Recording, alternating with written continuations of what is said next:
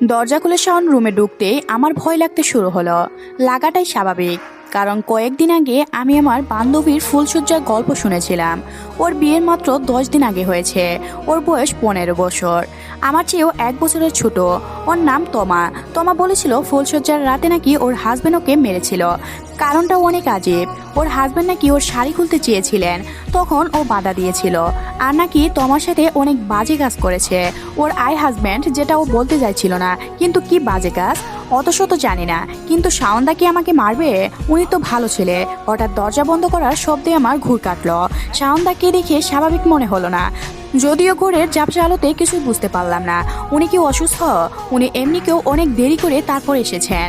এত সময় আমার 2 ঘন্টা ঘুম হতো, এখন 12টা বাজে। 10টার সময় আমাকে শাওনের মা মানে আমার শাশুড়ি আমাকে সাজিয়ে বসিয়ে দিয়ে গিয়েছেন। শাওনের কাজিন ভাইদের সব বউগুলো আমাকে বলে গিয়েছে যে ঘুমিয়ে পড়ো না, শাওনের জন্য অপেক্ষা করবে। আমি শুধু মাথা নাড়ছিলাম। বাড়ির বড়রা অর্থাৎ শাওনের কাকিমা, পিসিমণি আর কে কে যেন বলল আজ স্বামী যা চায় তাই দিবে। স্বামী মানে তো শাওন দাদা, কিন্তু আমার কাছে কি চাইবে? তাই উল্টো প্রশ্ন করলাম, কি চাইবে উনি? আমার কাছে তো কিছুই নেই। গোলের সব মেয়েরা জুড়ে হেসে উঠল। শাওনের পিসিমণি হাসতে হাসতে বললেন, বৌদি এ তো পুরা বাচ্চাদের মতো কথা বলছে। শাওনের মামার দিকে শক্ত মুখ করে তাকিয়ে আছে। গ্রামের মেয়েরা একটু কমই বুঝে বলে হেসে দিল শাওনের এক কাজিন। আজ সবই বুঝে যাবে, যাই হোক সবাই বের হও এখন, শাওনকে পাঠায় বলে শাওনের কাকিমণি। সবাই মুচকি হাসলো। আমিও বুঝতে পারছিলাম না কি হচ্ছে আমার সাথে। সবাই যাওয়ার সময় ঘর অন্ধকার করে দিয়ে গিয়েছে। অন্ধকার আমার ভাল লাগে না, তাও বসে আছি। মরিচ বাতিগুলা হালকা আলো ভালো লাগছে।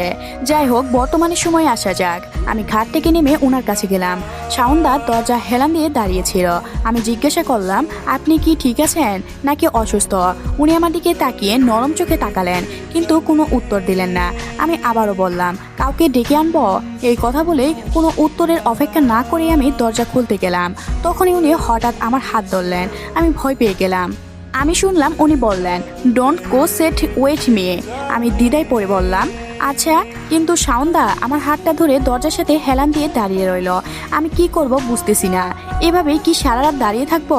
আমি কয়েক মিনিট পর হাতটা ছাড়িয়ে নিয়ে বিছানার দিকে যেতে লাগলাম। তখন শাওনদা বলল, সব তোমার নাটক ছিল, সব মিথ্যা ছিল।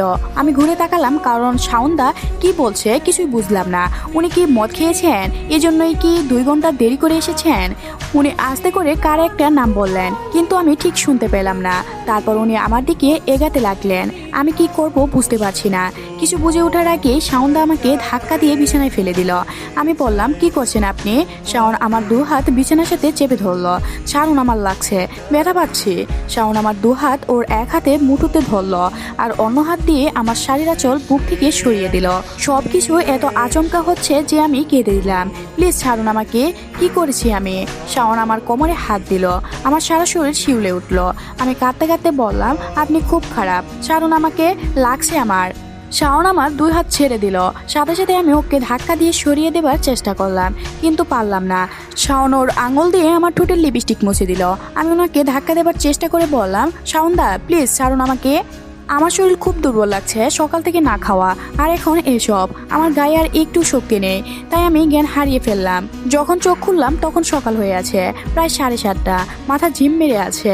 আশেপাশে তাকিয়ে বোঝার চেষ্টা করলাম আমি কোথায় আছি। হঠাৎ গতকালকার রাতের কথা মনে পড়ে এলো।